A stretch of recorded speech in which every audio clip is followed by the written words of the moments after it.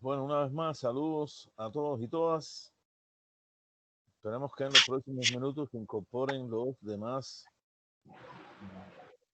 compañeros y compañeras que faltan. Fíjese que me sigue preocupando el tema del trabajo de la semana anterior, que siguen faltando los mismos compañeros que no sabían, o sea, no lo han hecho y no lo han ni subido. Le dije que era mejor que lo mandaran tarde, lo mandan tarde y no hay ningún trabajo, no puedo dar ninguna nota. A lo mejor le doy, casi seguro le estoy dando la descarga y no son ustedes los culpables, ¿no? Pero se los digo por si alguien está conectado, compañeras y compañeros, esa casilla la tienen vacía. Tanto, por favor, les pido que al que no lo haya hecho, que suba su trabajo para poder darle una nota. ¿Ok? Bueno, la clase de hoy en sí, como lo habíamos dicho en el sábado anterior, vimos positivismo, empezamos a analizar Marx y el marxismo. Hoy vamos a ver el marxismo como paradigma. Sí, una pasada bien rápida. ¿Alguien me puede encender la No, luz? Wilson tiene prendido el micrófono, por favor, Wilson. Ok, gracias. Ok. Gracias. Entonces, voy a subir la presentación, me dan un minuto. Subo la presentación, tan pronto terminemos la presentación. Si faltan unos minutos para que se abra el parcial, lo arreglo y ya lo abro para que entren y ya empiecen a trabajar en él y tengan, lógicamente, más tiempo. Entonces voy a quitar mi imagen y voy a subir la presentación.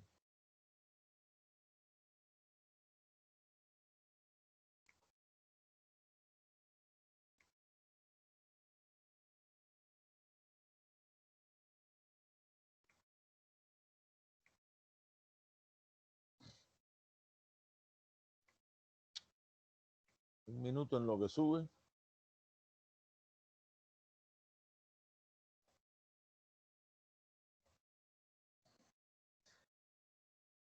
Bien, aquí la tenemos. La corriente marxista o el paradigma marxista como tal. Carlos Marx, aquí está, digamos, dónde nacieron y dónde murieron. Carlos Marx, Treveriz, Prusia Oriental, 1818, Londres, 1883. Pensador socialista y activista revolucionario de origen alemán. Y Federico Engel, Bader Endenfels, Prusia, 1820, y muerto también en Londres el 5 de agosto de 1895. Aquí hay una cosa importante, por eso no es por gusto que lo ponga. Ambos nacen en Prusia. En el caso de Marx, Prusia Occidental, el centro de Prusia, Engels. ¿Qué quiere decir esto? Que realmente Alemania, en el momento que ellos nacen, no existía. Alemania, el segundo imperio alemán, o sea, la unificación del Estado alemán, que es el que llega después a la Primera Guerra Mundial, se produce en 1870, después de la guerra franco-prusiana, donde los prusianos derrotan a Francia. Ahí se consuma el nacimiento del segundo imperio alemán. Esto es importante tenerlo en cuenta porque muchas veces la impresión que da es que, bueno, Marx y Engels alemanes, y realmente Alemania no existía, a pesar de que en la bibliografía eso sale una cantidad de veces realmente abrumadora, pero realmente no es así. Incluso, ustedes ven, ambos mueren en Londres, exiliados realmente, nunca vuelven a Alemania. O sea, si en 1870 nace ese Estado Nacional moderno alemán, ellos nunca vivieron en ese estado, ellos vivían en Londres. ninguno de los dos conoció la Alemania unificada de 1870. Y a mí me parece siempre importante tener esto en cuenta porque esa es la parte psicosocial en los seres humanos. Y los seres humanos recibimos influencia del medio que nos rodea. Por lo tanto, aunque ellos estudiaron en Prusia, nunca estudiaron en Alemania. O sea, Alemania no existía como tal, a pesar, incluso yo diría, del posible interés de muchos, digamos, los políticos del momento en el interés de la unificación alemana, y los filósofos también, ambos son pertenecientes a la filosofía clásica alemana. Yo les había dicho que esa filosofía clásica alemana empezaba, desde mi punto de vista, con Kant, Fichte, Hegel, Feuerbach, Marx y Engels. Desde mi punto de vista, son los 5 más grandes filósofos de la historia de Alemania, y ahí no me queda la menor duda tampoco de los más grandes filósofos de la historia universal. Pero recalco esto para que quede claro que esa Alemania, incluso cuando se dice pensador socialista y activista revolucionario de origen alemán, yo mismo me critico, realmente él es un prusiano, ¿no? Porque nace en Prusia Occidental, de origen judío. Y esto también es importante tenerlo en cuenta. No es lo mismo ser de origen judío en esa Alemania que ser alemán o haber sido alemán. La familia de Marx es una familia que practicaba el judaísmo, dejan el judaísmo, se hacen cristianos en la corriente luterana. ¿Por qué? Porque es que esa es la manera de conseguir una especie de asimilación. Muchos judíos o alemanes de origen judío, porque en definitiva habían nacido en Alemania, los que eran de origen judío, por esos años, desde finales del siglo XVIII, ya principios del siglo XIX, empezaron a, digamos, germanizarse, para lanzar una palabra de origen que sea genérica, ¿no? Y ese es el caso de Marx. Entonces, tenga eso desde el punto de vista psicológico. Ustedes imagínense un niño que el padre y la madre practican el judaísmo, de pronto un día dejan el judaísmo y se hacen entonces luteranos y empiezan a ir a la iglesia luterana y llevan al niño, a Marx, con ellos. O sea, es testigo y a la vez está influenciado por esta propia situación. Yo siempre digo que, claro, es bien difícil analizar a una persona que nunca fue analizada desde el punto de vista psicológico. O sea, ya, y en esto puede ser que estemos cayendo en cierto sentido en algún tipo de especulación, pero yo repito, sigo creyendo que estas cosas son importantes tenerla en cuenta porque de una u otra manera influenciaron en Marx, de lo cual, repito, yo no tengo la menor duda. Pongo aquí una valoración general, que las comparto con ustedes. Ninguna obra de un filósofo ha tenido tan vastas y tangibles consecuencias históricas como la de Carlos Marx y Engels. Desde la Revolución Rusa de 1917 y hasta la caída del muro de Berlín en 1889, la mitad de la humanidad vivió bajo regímenes políticos, escuchen esto, que se declararon herederos de su pensamiento. Esto es importante tenerlo en cuenta, como les dije en la clase anterior. No es lo mismo declararse herederos de su pensamiento que aplicar ese pensamiento como lo plantearon Marx y Engels en el siglo XIX. Porque ese momento histórico concreto donde ellos vivieron, ese momento del desarrollo del capitalismo industrial y de diferentes corrientes de pensamiento, incluido el positivismo, como ya vimos, también van a crear una influencia final en el desarrollo de la propia teoría marxista.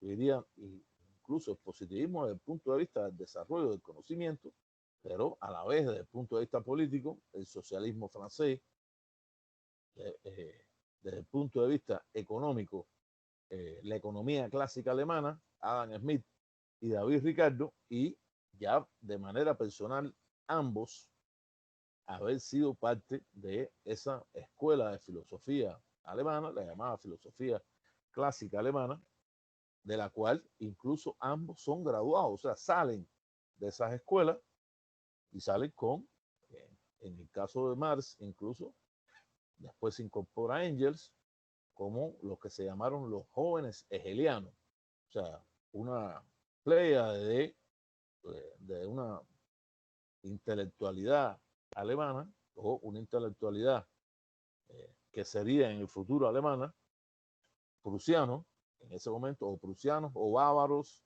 o de los otros territorios de lo que después sería el segundo imperio alemán, que estaba, repito, totalmente fraccionado, pero de esos territorios donde se va a fundar después el segundo imperio alemán,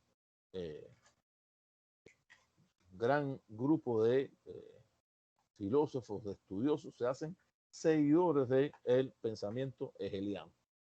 Entre ellos hay que incluir a Marx y a Engels, porque de ese pensamiento hegeliano, Marx y Engels van a tomar sobre todo la dialéctica hegeliana, la sistema dialéctico hegeliano, sistema, yo sigo pensando el más completo desde el punto de vista de la dialéctica, y que marxismo, Marx y Engels en este caso, Marx, recuérdense que igual jamás aceptó que le dijeran que él era marxista, incluso él decía que no era marxista, o sea, soy un luchador político, quiero pero el marxismo no, eso no lo acepto, no consideraba que era irrespetuoso, incluso considerar que él había creado una teoría, porque él mismo siempre dijo que al final su teoría era simplemente, digamos, las diferentes partes del pensamiento humano acumulado hasta ese momento,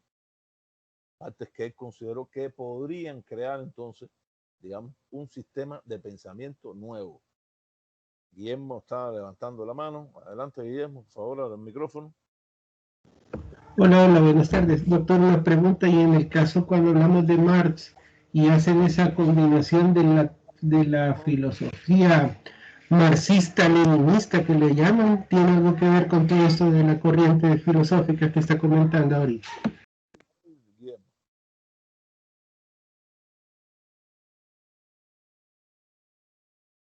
Parece que hay problema con, no sé si tu micrófono. Todo me escucha bien, ¿no? Hola, yo lo escucho bien. No te oigo bien.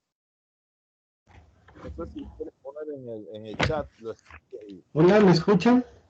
Con todos los compañeros y compañeras que estamos aquí. Hola, ¿me escuchan?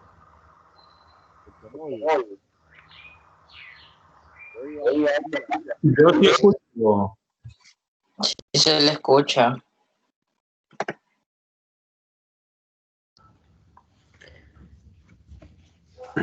Bueno, le preguntaba, doctor, con esto de la corrientes filosóficas de Marx, ¿en qué momento es que se hace esa mezcla del marxismo-leninismo que mencionan en algunas literaturas? No sé si tiene que ver algo con la corriente del conocimiento que estamos analizando hoy en día. Guillermo, repite. Me quité los audífonos. Bueno, no, le pregunto que si este Marx va relacionado con esta corriente de marxismo-leninismo que se menciona en algunas literaturas, si va relacionado con lo que es el tema del conocimiento como tal. Por supuesto, estamos hablando de ese Marx, de Carlos Marx. Lo que pasa es que marxismo es una cosa y leninismo es otra. Okay. O sea, desde mi punto de vista son dos cosas, digamos, diferentes. Eso lo vamos a ver en el transcurso de el encuentro. Ok, gracias. Por eso es que aquí yo les pongo, con esta valoración general, que muchos regímenes políticos, igual que muchos pensadores políticos, historiadores, se declararon herederos de su pensamiento. Pero una cosa es declararse herederos de su pensamiento e incluso decir que son marxistas y en realidad ser marxistas. Para ser marxista hay que aplicar el pensamiento de Marx, por lo menos las partes esenciales. Por supuesto, ese pensamiento cambia de acuerdo a las transformaciones después mundiales, ¿no? No es lo mismo el pensamiento de Marx del siglo XIX que después lo que ocurre en el siglo XX. Por eso es que yo digo y trato de hacer esa diferenciación y les transmito a ustedes estos argumentos para que ustedes lo tengan en cuenta, porque es bien diferente declararse heredero y otra cosa ser realmente marxista. Cuando ustedes oyen eso que nos preguntaba Guillermo, marxismo-leninismo, realmente marxismo-leninismo es estalinismo, es marxismo-leninismo. En la práctica no es ni marxismo, desde mi punto de vista, ni siquiera tampoco leninismo, es estalinismo, que es, digamos, una corriente de pensamiento que se va a dar en la Rusia después de la Revolución Rusa y después de la muerte de Lenin, que tiene algunos vínculos con el leninismo, pero que su aplicación práctica incluso es bien diferente a lo que hasta ese momento, con la muerte de Lenin en 1924, se había aplicado en eso que se llamó la Unión de Repúblicas Socialistas Soviéticas. Voy a pasar a la otra lámina. Su bibliografía. Marx procedía de una familia judía de clase media. Su padre, abogado convertido recientemente, en esos momentos, por supuesto, al luteranismo, estudió en las universidades de Bonn, Berlín y Jena, doctorándose en filosofía por esta última en 1841. Desde esa época el pensamiento de Marx quedaría sentado sobre la dialéctica de Hegel, si bien sustituyó el idealismo hegeliano por una concepción materialista, según la cual las fuerzas económicas constituyen la infraestructura subyacente que determina, y esto es importante también tenerlo en cuenta, en última instancia, fenómenos superestructurales, como son el orden social, el orden político y el orden cultural. Cuando estoy hablando de su concepción materialista, igualmente Marx toma el materialismo antropológico, sobre todo de Feuerbach, que es otro de los grandes filósofos de la filosofía clásica alemana. Es como decir, hay, igual que todas las grandes escuelas de filosofía, en esa filosofía clásica alemana va a haber un grupo de filósofos idealistas, Kant, Fichte, Hegel, y va a haber un grupo de filósofos materialistas, Feuerbach, Marx y Engels.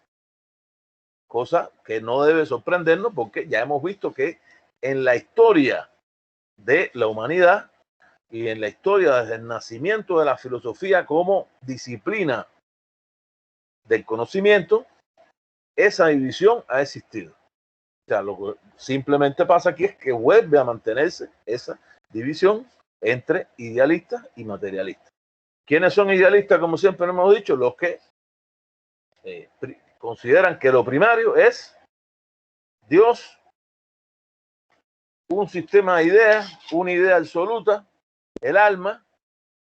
¿Quiénes son materialistas? Los que consideran que es primaria la materia. O sea, el ser, todo lo material es primario y a partir de eso y de esa materia es que se generan entonces las ideas. En el caso del ser humano, de los seres humanos, en el cerebro, ¿no? Esa es la división, repito, que viene con diferentes características. Lógicamente no pueden ser igual, no puede ser igual el idealismo y el materialismo de Grecia que el idealismo y el materialismo de la filosofía clásica alemana. La otra parte importante en esto que les he puesto aquí, que más que la biografía también es, digamos, parte también de un asentamiento, digamos, puramente teórico, que determina que las fuerzas económicas constituyen la infraestructura subyacente, quiere decir la base. O sea, fuerzas económicas que están en las relaciones de producción son los que determinan, pero en última instancia, eso es una palabra importante porque esa última instancia nos está diciendo que para que determinen fenómenos superestructurales, como son los fenómenos de orden social, político y cultural, hay una serie de, digamos, de variables que pueden afectar y que afectan realmente, esa es la demostración práctica, que afectan realmente la relación entre ambos. O sea, no hay una relación totalmente directa, hay una relación mediada en última instancia. En última instancia determina la base material, pero no quiere decir que automáticamente determine la base material sobre las relaciones de orden social, político y cultural, que incluyen, por supuesto, incluso cuando uno habla del pensamiento político, y si lo relacionamos con el orden social, por ejemplo, en la época de la Edad Media, estamos hablando también de, por ejemplo, la religión, ¿no? Y en la parte de la cultura, la relación de la cultura también con la religión, en diferentes sociedades, en diferentes culturas, ¿no? Todo eso, todas esas son variables que de una u otra manera están influenciando en cuál es el orden social, cuál es el orden político y cuál es el orden cultural de manera general. Quiero que eso esté bien claro porque los llamados deterministas, hay, sobre todo al marxismo del siglo XX, se le ha acusado, yo creo que con razón, a esos marxistas del siglo XX, se les acusó de que consideraban que la base económica determina la superestructura, sí, o sea, de una manera plana, mecanicista, y realmente lo que dijo Marx no fue eso. Marx dijo que la base económica en última instancia determinaba la superestructura. Que cuando uno dice en última instancia, quiere decir que antes de esa última instancia hay una serie de variables que, de acuerdo al fenómeno histórico concreto que se estudie, están influenciando en eso que está ocurriendo. No sé si se entiende y me explico. Esto es una de las partes fundamentales de analizar el marxismo deutesemónico, o sea, el marxismo del siglo XIX, que es donde nació el marxismo, de ese momento de pleno auge del desarrollo del capitalismo industrial. ¿Okay? De todas maneras, si alguien, igual que Guillermo, tiene alguna duda sobre esto, me ponen la manito. Si no pudieran poner la manito, abren el micrófono y me preguntan. Paso a la otra lámina. En 1843, Marx se casó con Jenny von Westphalen, cuyo padre inició el interés por las doctrinas nacionalistas de la Revolución Francesa. Los primeros pensadores socialistas, sus ideas políticas lo obligaron a dejar Alemania. Marx ya en 1843 es prácticamente expulsado de Alemania. Se va a París, 1843. En 1848 se produce otra ola revolucionaria en Francia. La ola revolucionaria que da el traste con el llamado el poder de la burguesía, de la alta burguesía, representada en lo que en ese momento era Felipe de Orleans, que era el rey de Francia, que va a ser el último rey de Francia. 5 años después se produce esto en Francia con una expansión por toda Europa.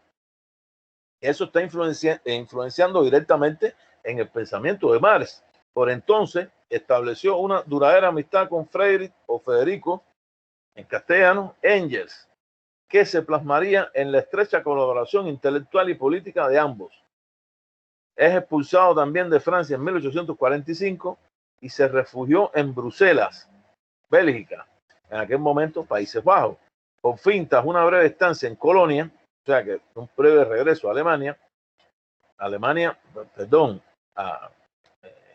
eso es el centro de Alemania, todavía no estaba la Alemania formada como tal.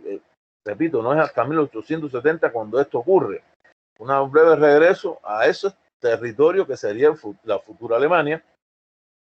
para apoyar las tendencias radicales presentes en la revolución, o sea, en la revolución en Alemania de ese año, o sea, la influencia que tuvo esa llamada oleada revolucionaria en 1848, pasó a llevar una vida más estable en Londres, en donde desarrolló desde 1849 la mayor parte de su obra escrita. E incluso hay que señalar también que trabajar para asentar de manera escrita su pensamiento trajo consigo también de que prácticamente Engels fuera Engels, si era procedente de una familia adinerada, tenían dinero. Engels jugaba, bueno, a lo mejor la palabra jugar no es lo más apegado a la realidad. Invertía en la bolsa de Londres. Conoció de esa manera los mecanismos de cómo funcionaba la bolsa de Londres. En ese momento, yo creería que hasta nuestro día, junto con la bolsa de Nueva York, las dos bolsas, digamos, financieras más grandes del planeta. Y fue el que mantenía a Marx, o sea, aplicado en la práctica el capitalismo, cómo funciona el capitalismo desde el punto de vista financiero, y después se reunían ambos y empezaban a ver ese funcionamiento práctico, lo trataban de llevar entonces a los escritos, por eso son tan importantes. Y yo siempre he creído que, yo le decía a ustedes, me parece en la clase anterior, que cuando se habla de El Capital de Marx, primer tomo, segundo, ya muere Marx, hay un segundo y un tercer tomo que lo redacta según supuestamente con las notas de Marx es Engels, pero se lo da en la autoría a Marx, se lo da, digamos, a su amigo personal, pero realmente hasta qué punto está el pensamiento de Engels en ese tomo 2 y 3, o incluso el tomo 1, considerar solamente a Marx como el único que escribió El Capital, a mí me parece que no es congruente, diría yo, con la historia real de esa relación que existieron entre ambos. Paso a la otra lámina. Marx partió de la crítica de los socialistas anteriores, recuérdense el socialismo francés, Saint-Simon, Owen y Fourier, a los que calificó de utópicos, lo pongo entre comillas, si bien tomó de ellos muchos elementos de su pensamiento, particularmente a autores como Saint-Simon, Robert Owen y Charles Fourier. Esta parte ya la habíamos visto en el final de la clase anterior. Fíjense que yo en eso, repito, veo la influencia del positivismo, porque para él estos fueron socialismo utópico. Entonces el socialismo que él quería le llamó socialismo científico. Es como decir, como decían los positivistas, método científico. Y yo veo realmente una directa relación en este planteamiento y una directa influencia del positivismo en el pensamiento de Marx. Ellos así le llamaron, aquí está puesto, el llamado socialismo científico, que es, en definitiva, una crítica sistemática al orden establecido y el descubrimiento de las leyes objetivas que conducirían a la superación, la fuerza de la revolución y no el convencimiento pacífico ni las reformas graduales. Sería la forma de acabar con la civilización burguesa. Ese es el pensamiento de Marx del siglo XIX. La vida, o sea, la historia, demostró que se había equivocado, se equivocó. Realmente las revoluciones ni de 1848, ni la revolución de 1870, que es la revolución en Francia de la Comuna de París, no pudieron acabar con la civilización, esa, entre comillas, civilización burguesa, con el capitalismo. Realmente fueron derrotadas, llegan al siglo XX. El siglo XX es el siglo de la Revolución Rusa, después el nacimiento, después de la Segunda Guerra Mundial, del llamado socialismo real, que también conduce a un fracaso. ¿Y qué es lo que nos demuestra la historia? Es que el capitalismo, el sistema como tal, está ahí. Estamos viviendo en el sistema capitalista. Sistema capitalista que no es el mismo del siglo XIX al de hoy, y incluso es bien diferente también al capitalismo del siglo XX. El de hoy no sabemos ni siquiera qué va a pasar después de esta confrontación que existe entre los Estados Unidos y China. O sea, no sabemos. Por lo tanto, yo personalmente creo que el capitalismo ha evolucionado y eso Marx no lo previó en esas leyes objetivas, entre comillas, que él supuestamente estaba planteando, de que al aumentar las contradicciones dentro del capitalismo, esto originaría revoluciones sociales que acabarían con el sistema. Si hubo revoluciones sociales, es el caso de la Revolución Rusa, la Revolución China, evidentemente en 1848, dos de grandes transformaciones a nivel planetario, tanto en Rusia como en China. Ahí está China, pero China tiene un sistema leninista de poder político, pero su economía funciona como una economía puramente capitalista. Y yo le digo a ustedes, parece que se los di, el Partido Comunista Chino en el poder, como partido de Estado, podría desaparecer, llamarse de otro nombre. Se podría llamar Partido Nacionalista, Partido de todos los chinos, Partido del pueblo. Se podría llamar como quiera. Al final es un partido, pero está haciendo el socialismo. ¿O cuál socialismo quiere él? Socialismo de mercado. ¿Y qué cosa es el socialismo de mercado? Porque esa frase es marxista. Evidentemente no es marxista. ¿En qué obra Marx habló de un socialismo de mercado? En ninguna. ¿En qué obra Marx, referida a lo que pasó en la Unión Soviética, habló de que el Estado, el partido, se iba a convertir en Estado? Iba a crear una especie de burocracia, clase social en lo que fue la Unión Soviética. Nunca más predijo eso, porque realmente ambas, desde mi punto de vista, no son marxistas. La teoría de Marx lo que dice es que cuando se eliminen las contradicciones de clase, no es que va a haber un partido de Estado, lo que plantea el marxismo es que el Estado va a desaparecer. En ese caso, se podría incluso parecer más a las posiciones de los anarquistas de Proudhon y Bakunin, se podría parecer más que a lo que pasó en la Unión Soviética y a lo que está pasando en China, porque Marx jamás habló de eso. Entonces, yo por eso siempre hago las alertas, porque muchas veces eso mismo que me preguntaba Guillermo, marxismo-leninismo, eso no, eso es algo que es posible que esas fuerzas políticas de la izquierda, entre comillas, en un momento de la historia hablaron. Pero ¿cómo se traduce ese marxismo-leninismo en la Unión Soviética? Después de 1934 se tradujo ahí, era el estalinismo. O sea, el poder unipersonal de un hombre, de Stalin, y después de los que lo siguieron a él, Nikita Khrushchev y todos los que lo siguieron hasta Gorbachev. Poder prácticamente, no tiene que llamarse rey ni emperador, pero el poder del primer secretario del partido es como el poder del emperador ruso en el siglo XIX. Entonces eso, Marx habló en algún momento de eso. En algún momento él defendió esa posición. Todo lo contrario, si es lo que plantea Marx es que en momento que no existan las contradicciones de clase, el Estado lo que hay es que desaparecerlo. Yo me recuerdo que, y se los digo, ustedes buscan la Constitución de la Unión Soviética, y la Constitución de la Unión Soviética decía, y nunca se me olvida, ni nunca se me olvidará, que él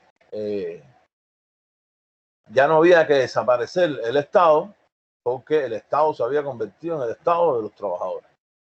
Decía algo así como el Estado de todos los trabajadores. ¿Y era el Estado de todos los trabajadores? No, era el Estado del partido convertido en Estado, ese Partido Comunista de la Unión Soviética convertido en Estado. ¿Eso es marxismo? Evidentemente eso no tiene nada que ver con la teoría de Marx. Continúo.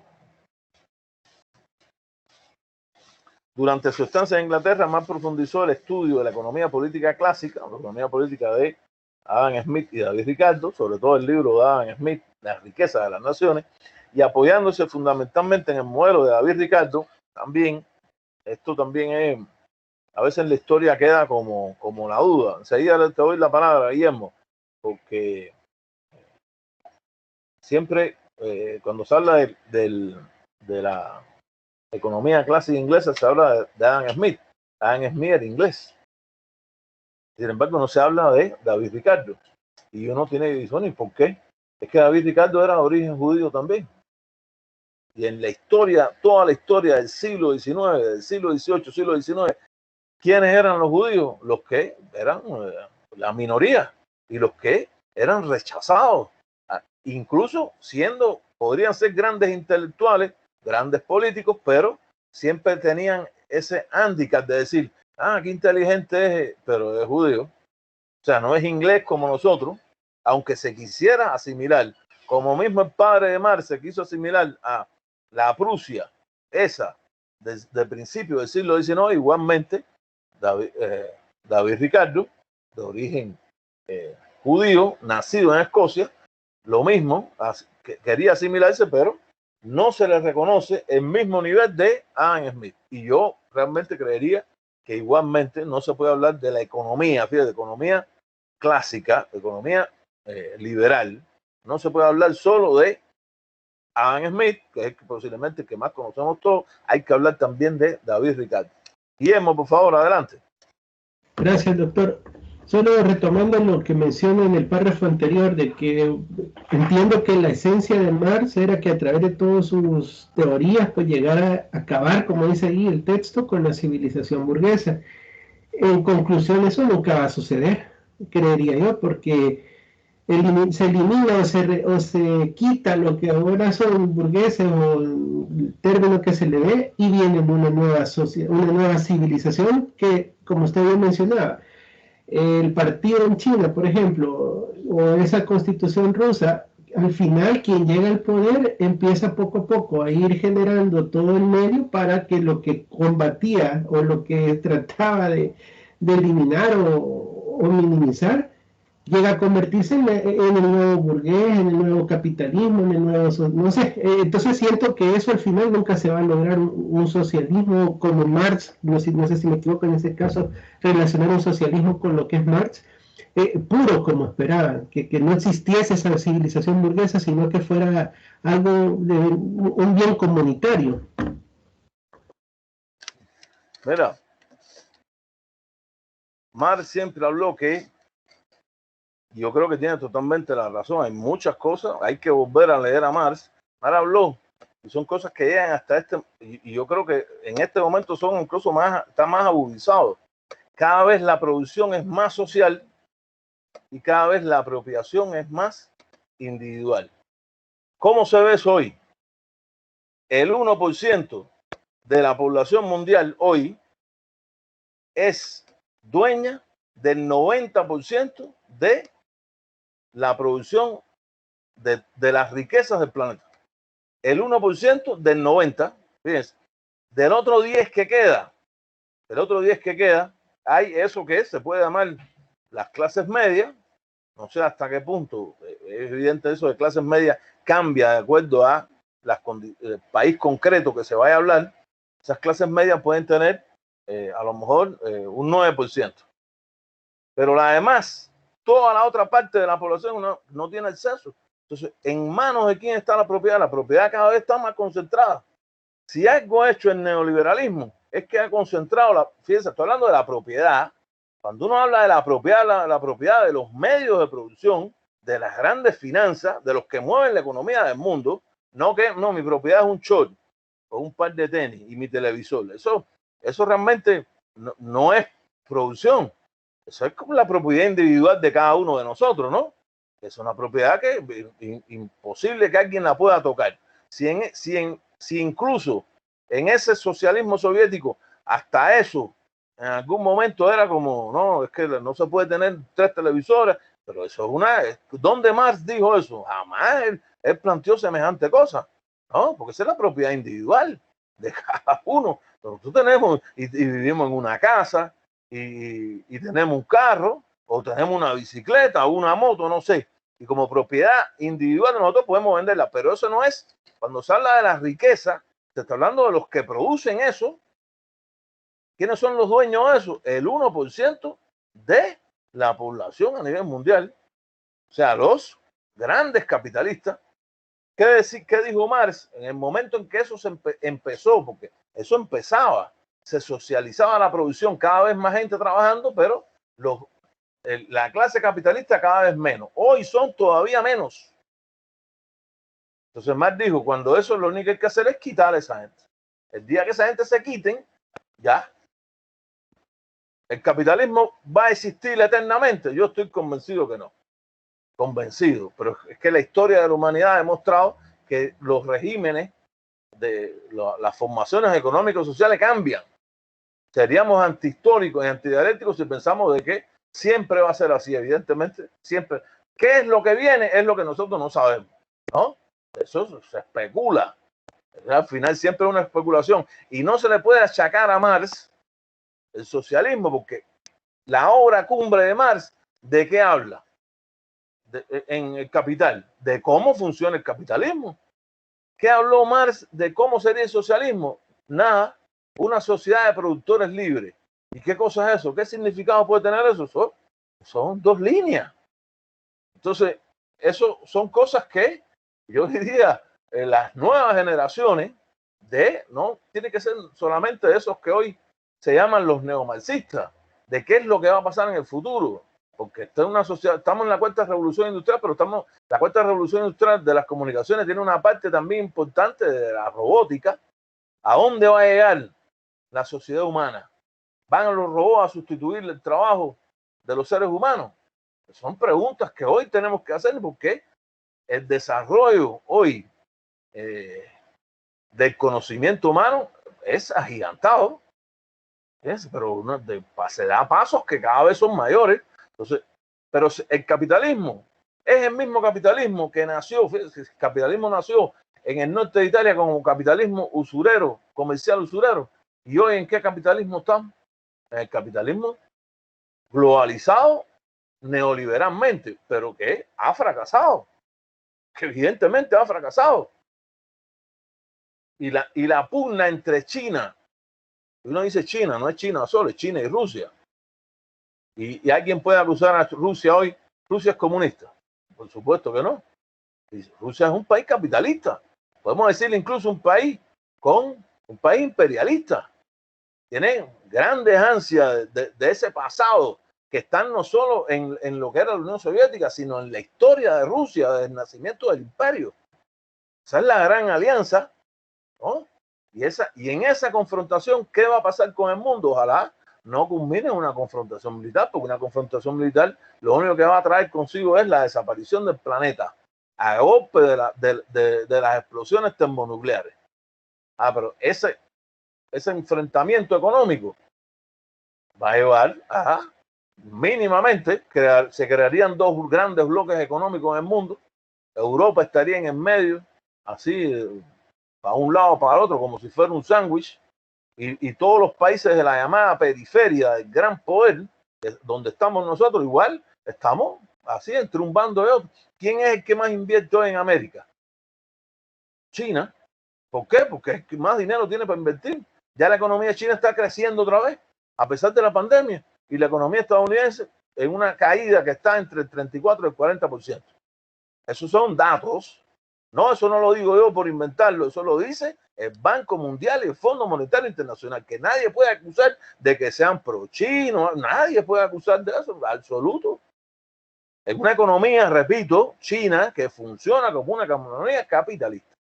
Entonces, el neoliberalismo ahora viene a otro momento del desarrollo mundial, que lógicamente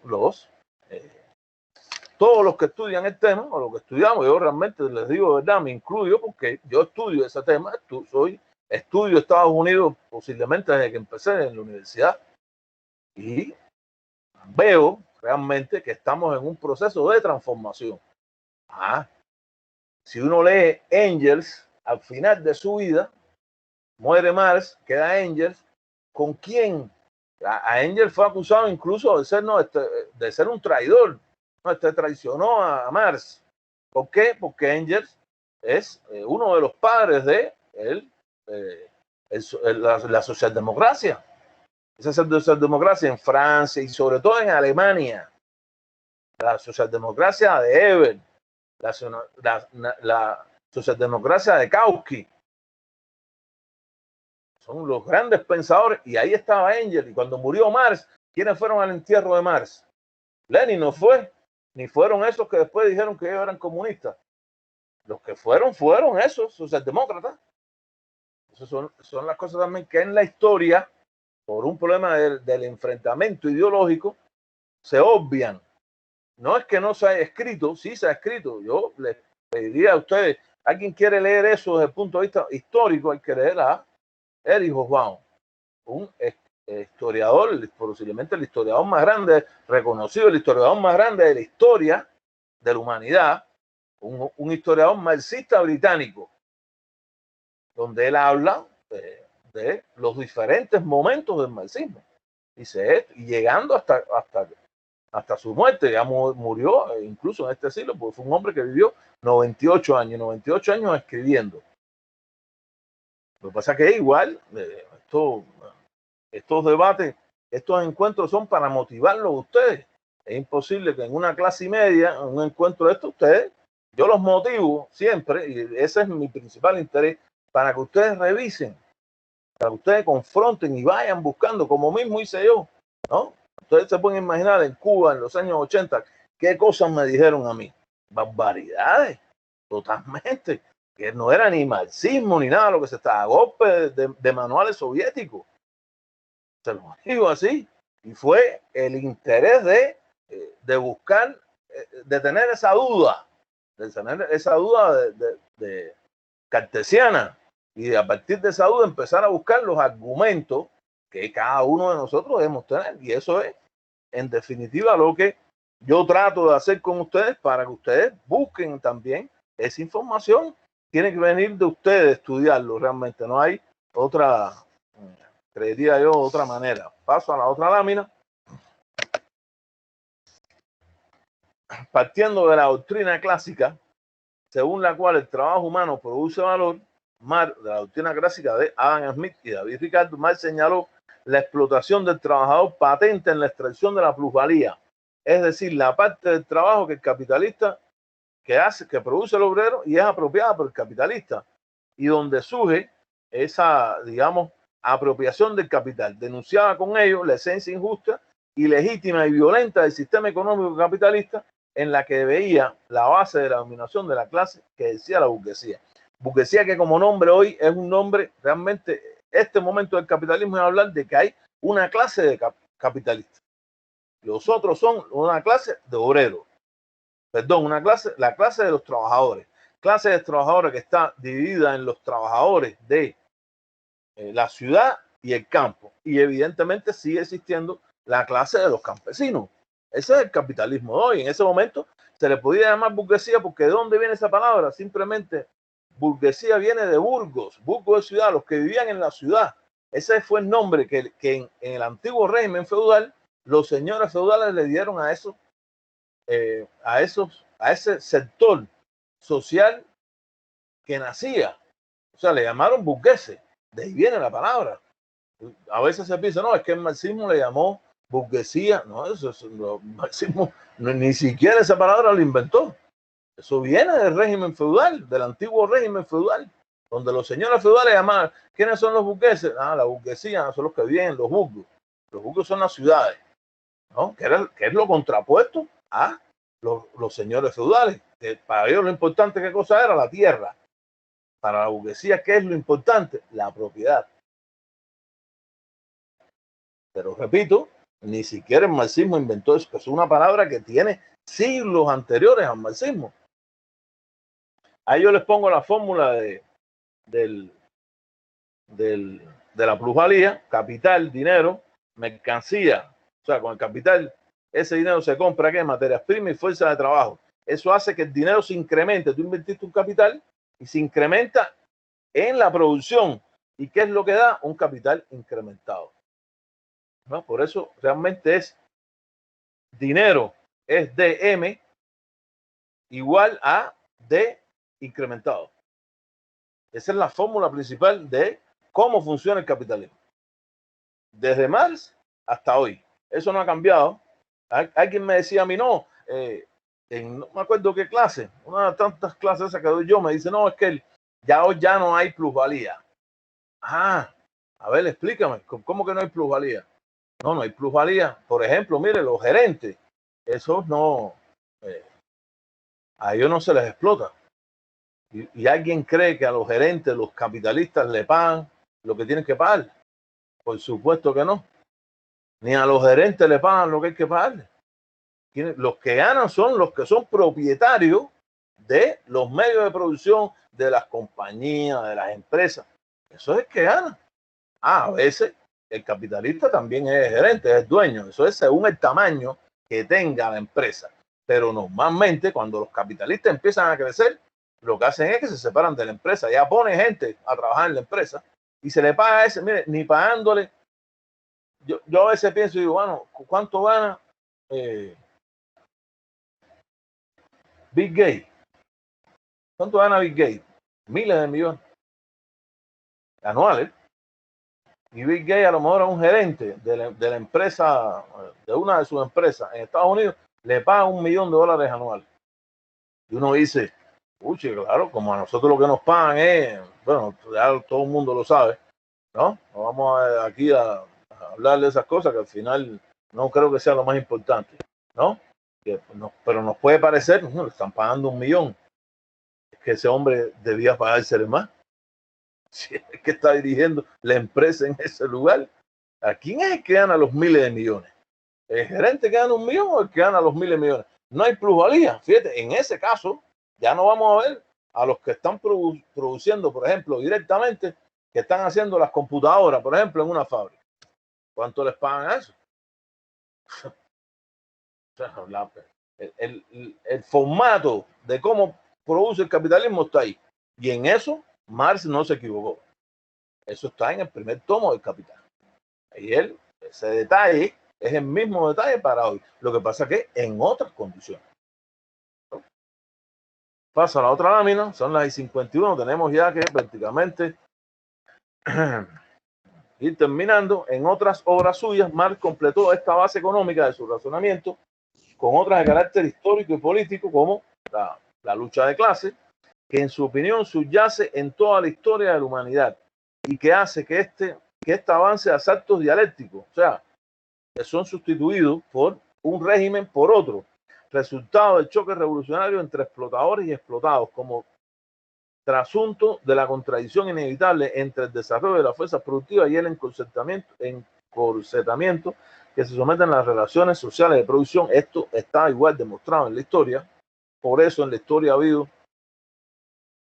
esclavismo, digamos de manera general, porque esclavismo tiene también el modo de producción asiático. Ese es Marx y Engels, historiadores. En el antiguo Egipto, en la antigua Mesopotamia, en la antigua India y en China. Eso no es ni la comunidad primitiva ni el esclavismo. Son intermedios entre ambos con una duración de miles de años.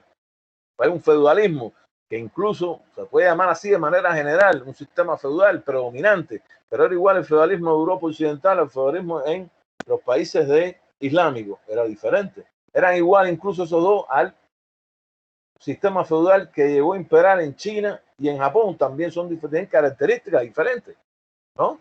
Y eso es importante porque Marx y Engels siempre dijeron, es que esto cambia. O sea, poner.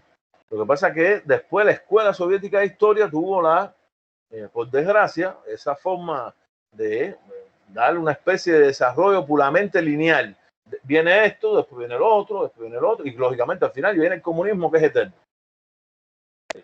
Que la historia ha demostrado que así no funcionan las sociedades humanas. Ahora, que la lucha de clases subyace en esos saltos revolucionarios, porque son saltos revolucionarios, yo creo que sí es evidente, que sí subyace. Las revoluciones en contra del esclavismo, siempre viene a la mente Espartaco, para ponerle un ejemplo. Las revoluciones en contra del feudalismo después, la propia revolución de Estados Unidos, la revolución de Holanda, la revolución de Inglaterra, la revolución francesa en 1789, después, en casi que un término intermedio, la revolución mexicana de 1910, importantísima para el desarrollo del capitalismo en México, un país que en ese momento era un país extremadamente atrasado, semifeudal. Y la revolución rusa y la revolución china, que tienen una trascendencia hasta nuestros días y que, como hemos dicho, según ellos, ¿no? Es que se estaban inspirando, que ellos eran marxistas, después pusieron el leninismo realmente el desarrollo de una corriente de pensamiento con una base marxista en Rusia, en esa Rusia atrasada, en ese imperio ruso, prácticamente derrotado en la Primera Guerra Mundial, había sido derrotado también en 1905 por el imperio japonés, en la guerra ruso-japonesa, que cae, se desbarataba y tuvo una revolución con características propias de la mano de un líder, que uno dice, bueno, pero siempre aparecen estos líderes, es que el comunismo, ¿cuál es la historia de Rusia? La historia de Rusia es la historia de los emperadores, o sea, de los zares. ¿Qué quiere decir zar antes de la revolución rusa? Zar es de César. César. Zar quiere decir emperador, quiere decir César, como si viniera del imperio romano. Esa es la historia de Rusia, siempre un hombre fuerte. No es extraño que haya hoy en Rusia un Putin. Eso no es extraño, esa es la historia de Rusia. Y no es extraño incluso en China, un país, una historia milenaria de emperadores, diferentes imperios, dinastías. ¿Por qué sustituyen esa revolución china por un partido comunista con grandes líderes, un Mao Zedong, un Deng Xiaoping? Y hoy sí que es igual la cabeza, digamos, principal de cómo funciona ese país, que lo que nos está diciendo, que parece evidente, lo que dicen las cifras es que en prácticamente 20, 30 años va a superar a los Estados Unidos en toda la línea, en una competencia, digamos, si se cabe, justo entre comillas. ¿Qué va a pasar? Nadie. Eso igual son la politología, lo que te dice, está pasando esto, es posible, pero sigue siendo de una u otra manera grandes especulaciones. Pasa a la otra lámina. Sobre esta base más apuntaba hacia un futuro socialista entendido como la realización plena de los principios de la igualdad, libertad, fraternidad, esos principios que vienen de las revoluciones burguesas, de la revolución francesa, sobre todo, en una auténtica democracia que él llamó dictadura del proletariado, o sea, la dictadura de la mayoría sobre la minoría, para poner una palabra. Y yo diría, y es justo eso, lógicamente son, pues que, como todas las teorías y todos los paradigmas tienen errores, ¿no? Porque la minoría tiene derecho también a pensar, tiene derecho a tener sus opiniones, tiene derecho a contradecir, porque si no, la democracia no va a ser verdadera. Pero eso es lo que yo pienso, ¿no? Hay que ver también en qué manera es que él señala eso, en qué manera Marx, porque incluso pues, cuando Marx habla igual, su materialismo antropológico es antirreligioso, y uno dice, no, es que es antirreligioso. No es antirreligioso, es una palabra que se le ha puesto como si fuera un cliché, y no es realmente antirreligioso. Es un materialismo antropológico que estaba contra las religiones, fíjense, pero no contra el pensamiento de Dios. No es que él dejó el idealismo por el materialismo, pero eso él no lo vio como si fuera esa famosa palabra que hay que realmente revisar, porque no está escrita así de el famoso el opio de los pueblos. Eso hay que analizarlo. Yo estoy seguro que ustedes lo van a analizar. No me queda realmente la menor duda. Que forzaría simplemente a ese paso que ya los hablamos, que en esa supuesta sociedad comunista que llama así, y el comunismo no es una frase tampoco que venga del marxismo, las comunas, es el trabajo comunal, eso viene de la época, y si está instaurado como tal o se instauró en un momento, es la época del nacimiento del cristianismo. Esos que dejaron sus bienes para vivir en comunidad, ¿no? Inspirado en Jesucristo y inspirado en su venida. Va a regresar el Mesías, no nos hace falta nada porque vamos a tener todo en el paraíso, ¿no? Y eso viene, uno diría, no, es que la palabra comunismo, ese temor es comunismo, pero ¿de dónde viene la palabra comunismo? La palabra comunismo viene del nacimiento del cristianismo, ni más ni menos, y es una influencia que es evidente también en el marxismo. Es una influencia desde el punto de vista de la religión cristiana.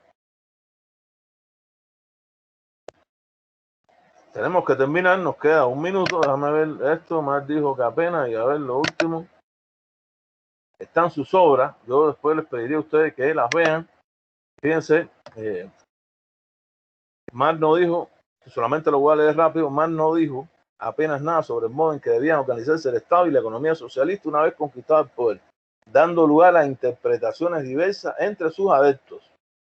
Dichos seguidores se dividieron entre una rama socialdemócrata cada vez más orientada a la lucha parlamentaria y a la defensa de las mejoras graduales, salvaguardando las libertades políticas individuales, Kautsky, Bernstein, Ebert, y una rama llamada comunista que dio lugar a la revolución bolchevique de Rusia y al establecimiento de Estado socialista con economía planificada y dictadura de partido único.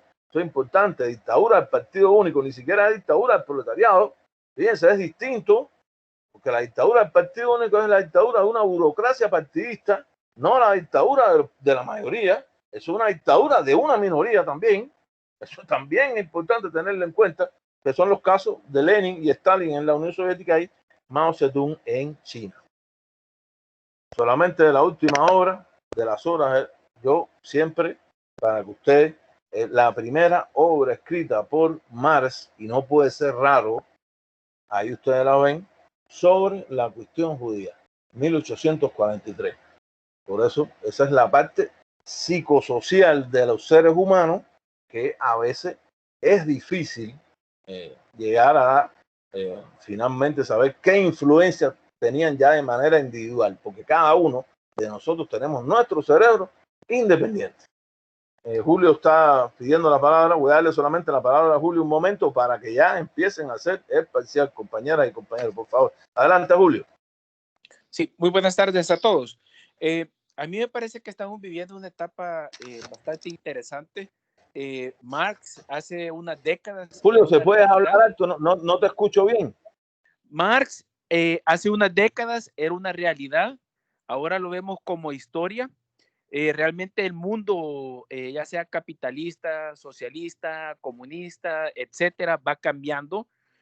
Y yo tengo una duda. ¿El término socialismo del siglo XXI es realmente considerado como una corriente filosófica, política, económica, o solo fue un nombre que una persona X le puso a cierto movimiento que él quiso crear? La respuesta es la segunda parte. El socialismo del siglo XXI no existe. Esa es mi respuesta así, tajante. Eso no existe. Socialismo ese, lo que se ha hecho en Venezuela es capitalismo de Estado. O sea, con los mecanismos capitalistas de inversiones extranjeras que controla un Estado donde igualmente, muy parecido al Estado partido, claro, realmente no es igual porque en Venezuela hay una oposición, sí existe una oposición en Venezuela, o sea, y es clara la oposición, sigue habiendo esa división de poderes, no es como China, por ejemplo. Pero socialismo del siglo XXI no existe, desde mi punto de vista. Eso es pura, digamos, no me gusta hacer crítica a personas que tienen también un valor desde el punto de vista histórico para muchos de los venezolanos. Sería feo, pero es pensamiento de, digamos, una corriente que en América Latina, en finales del siglo pasado y principios de este siglo, tuvieron una evidente relevancia, yo diría, de entre movimientos de izquierda y progresistas. Pero el socialismo del siglo XXI, ese nombre, no existe. No hay ningún socialismo del siglo XXI. Bien, compañeras y compañeros.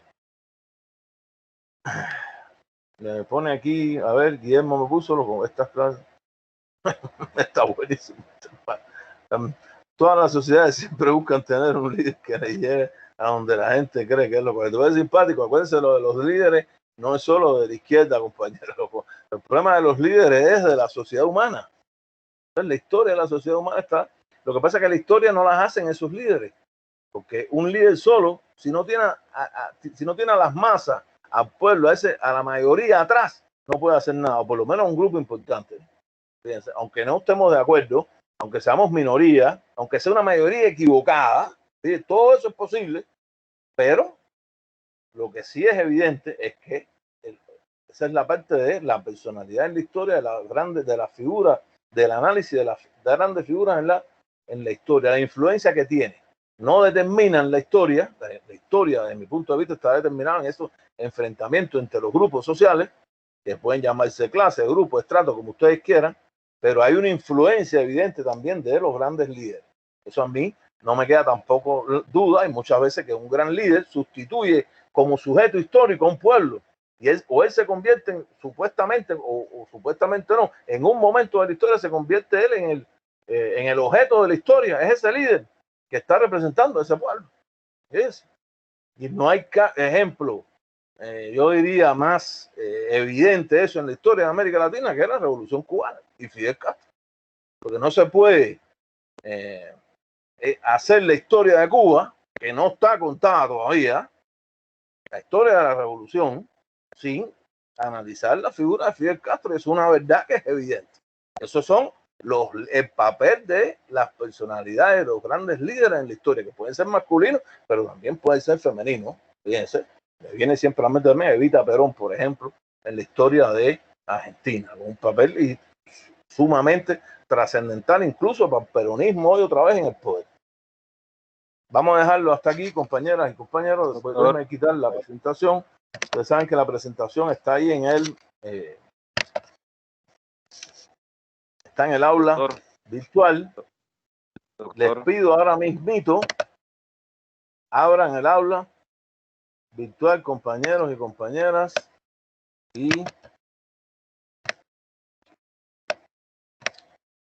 pasen a la realización del parcial. De todas maneras, voy a compartir pantalla para que vean el parcial. Tiene solamente 2 preguntas. Yo creería que pueden terminarlo bien rápido. Déjenme compartirlo la pantalla.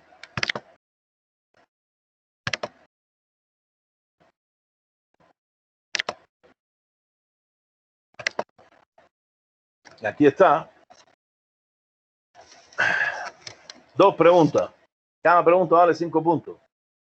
Analice la siguiente frase de Carlos Marx y valore su significado.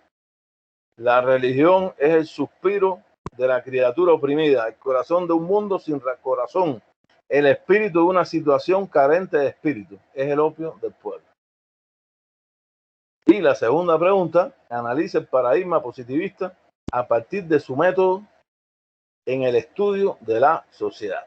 Vale 5 puntos también. Estas son cosas que hemos estado tratando constantemente. Yo realmente pienso que no les va a ser muy difícil responder a ellas. No sé, de todas maneras, si alguien tiene alguna duda, por favor. Todo el mundo está viéndolo, ¿verdad? Esa es la pantalla compartida. Sí.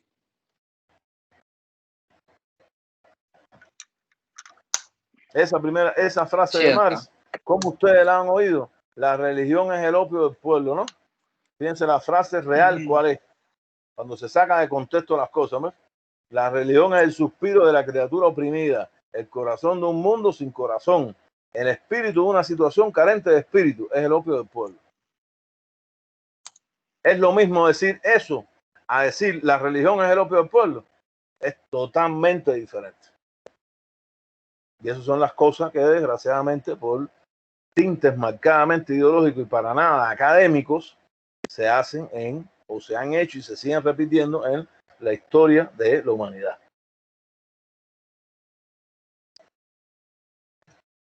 Voy a dejar de compartir.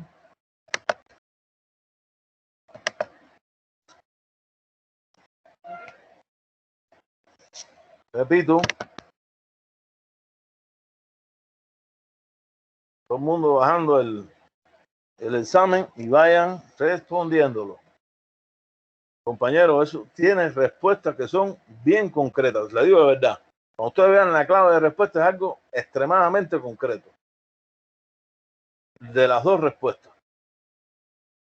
Pues pueden sacar más información si quieren, no, pero yo preferiría que con sus palabras con lo que hemos visto, como lo que hemos analizado, tanto del marxismo como de el positivismo, las respuestas sean con sus palabras. Pero bueno, si ustedes lógicamente tienen ahí, pueden revisar otra bibliografía. Como puse ahí en las indicaciones, si se revisa otra bibliografía, por favor, se cita.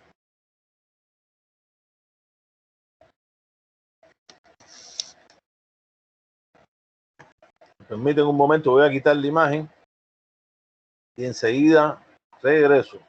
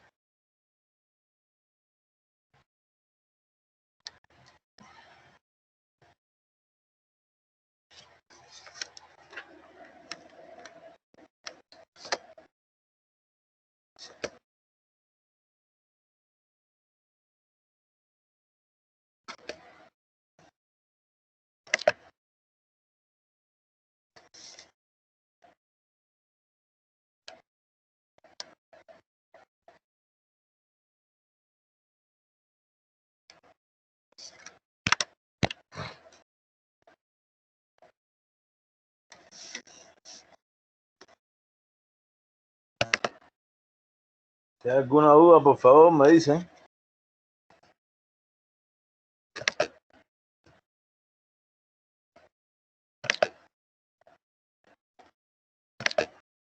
Estoy tomando la asistencia.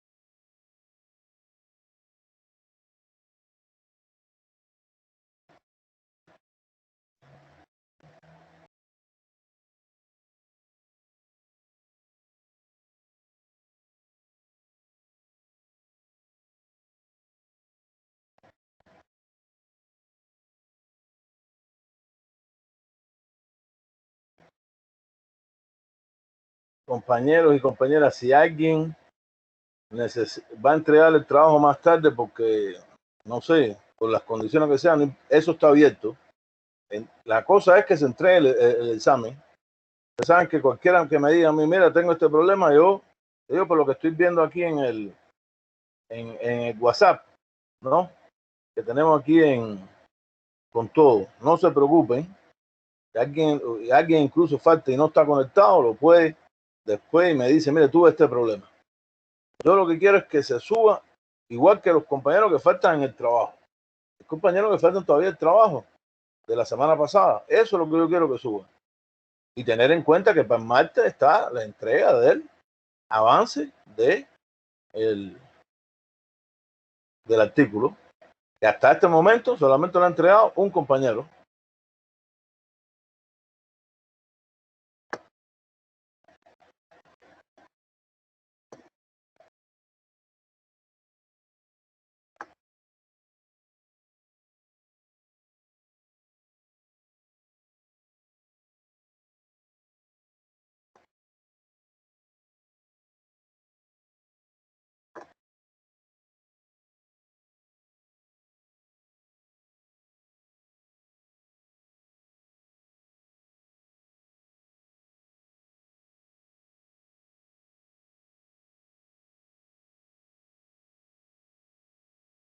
doctor.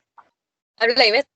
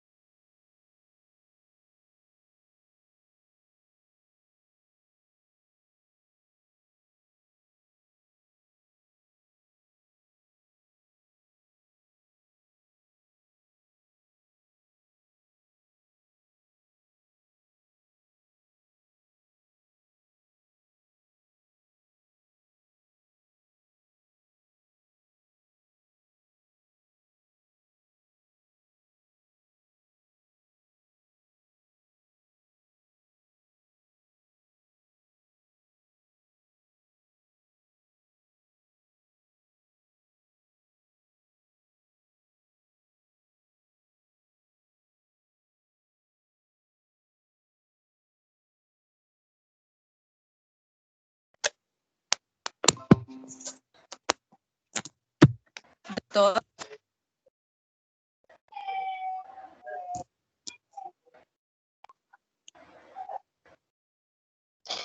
Hola, doctor. Dígame.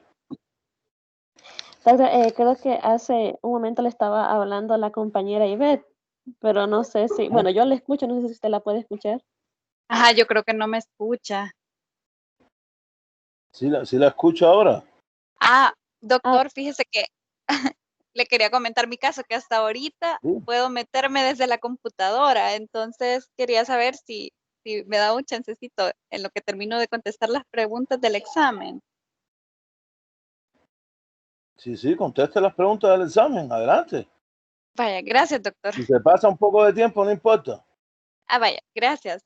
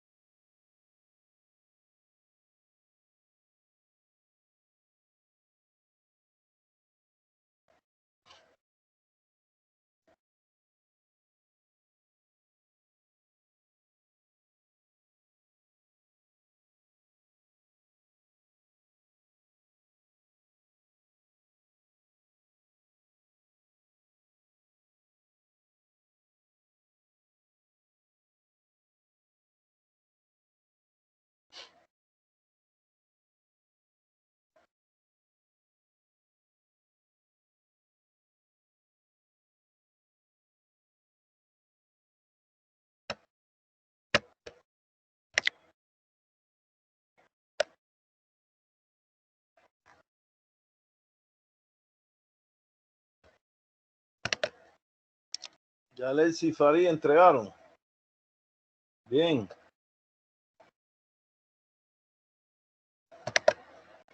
Ya está entregado, doctor. Buenas tardes. Sí. Estoy diciendo, Alexis y Farid ya entregaron. Perfecto.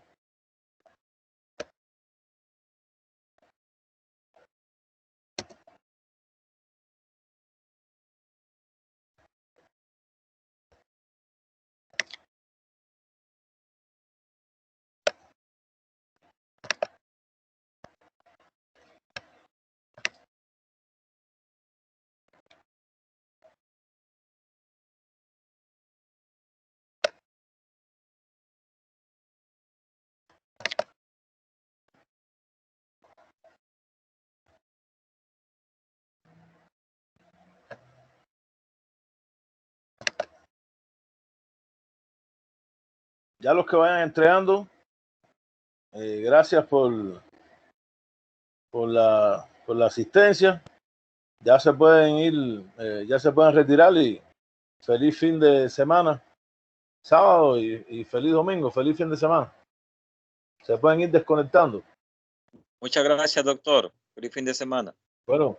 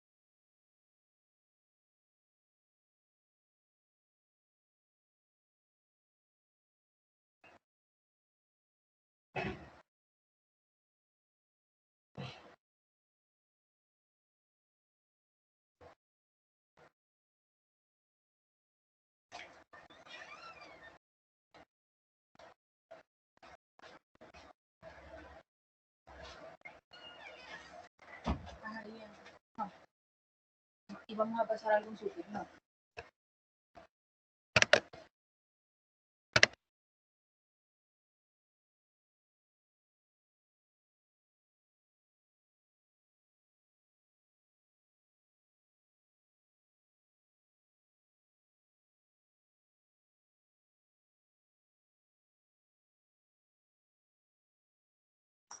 Buenas tardes, ya he entregado, doctor. Adelante, dígame. Ya he entregado, doctor, pero mi Aguirre. No la escucho bien. Ya he entregado el parcial. Ah, perfecto. Muchas gracias, Verónica. Ya se puede desconectar. Bueno, Feliz fin de gracias. semana. Gracias, igual.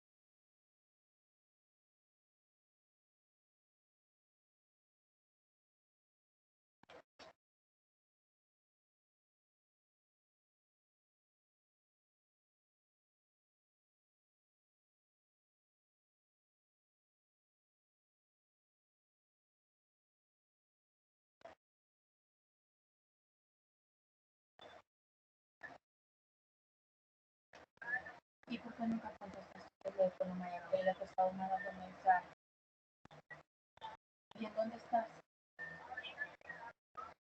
Vale, porque nosotros ya en 10 minutos nos vamos a ir.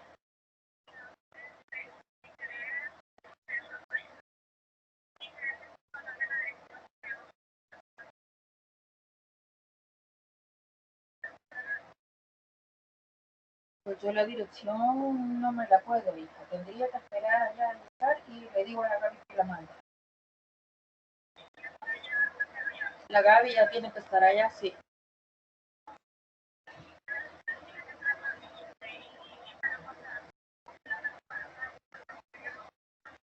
Es que no sé cómo se llama, hija, no sé. Ahí le voy a decir a ella que te mande la dirección.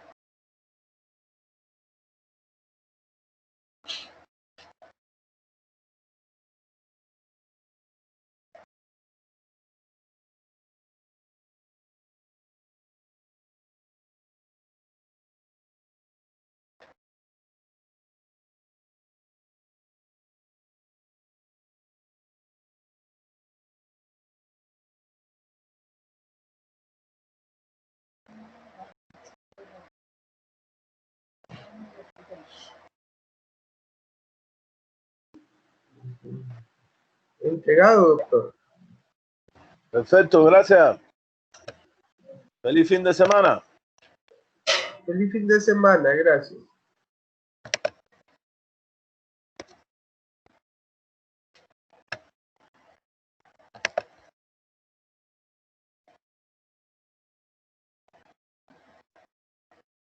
Dice, hola, fíjate que nosotros ya compramos, pero cada quien va a llevar.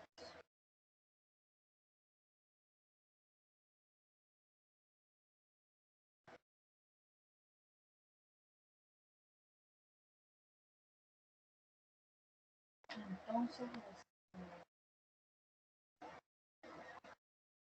porque no voy a hacer que pasemos a un súper y lo que voy a hacer es, ¿cómo se llama? En el súper voy a comprar una bolsita pequeña de los frijoles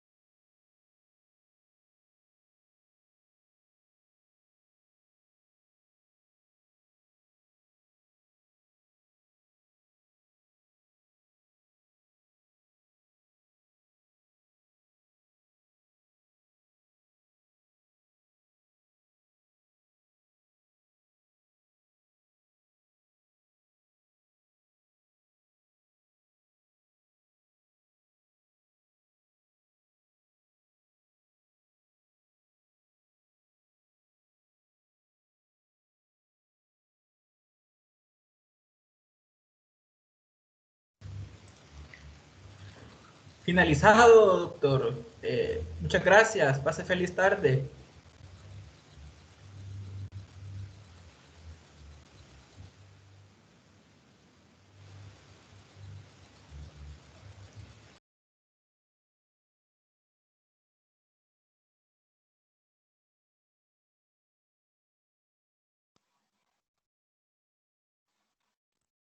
He entregado, doctor. Feliz fin de semana.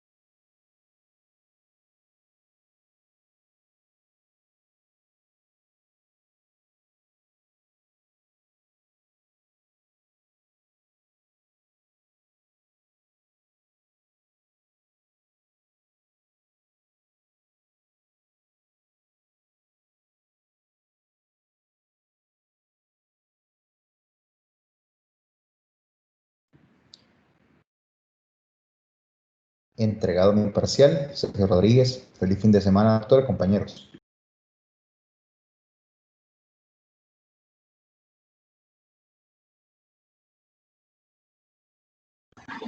Gracias, Parcial Sergio. entregado, doctor. Muchas gracias. Feliz tarde. Gracias, Claudia, igual. Feliz tarde.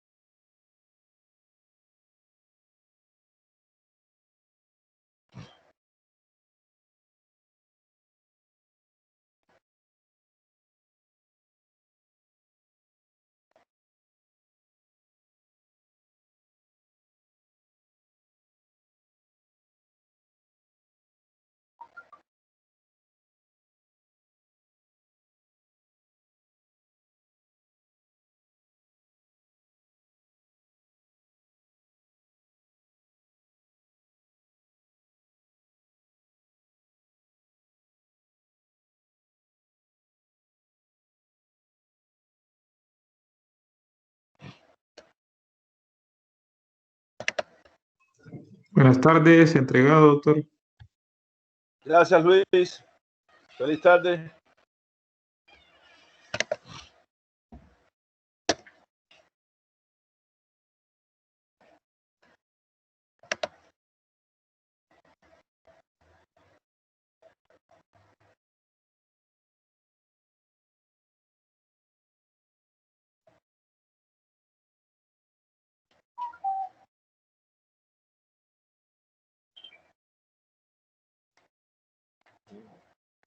Mandó Julio lo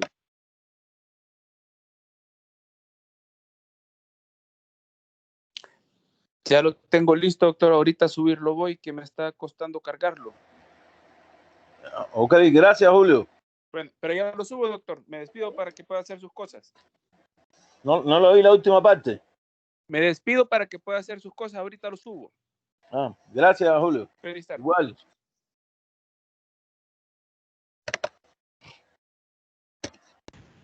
Subido, doctor. Muchas gracias. Gracias, Iván. Feliz tarde. Gracias.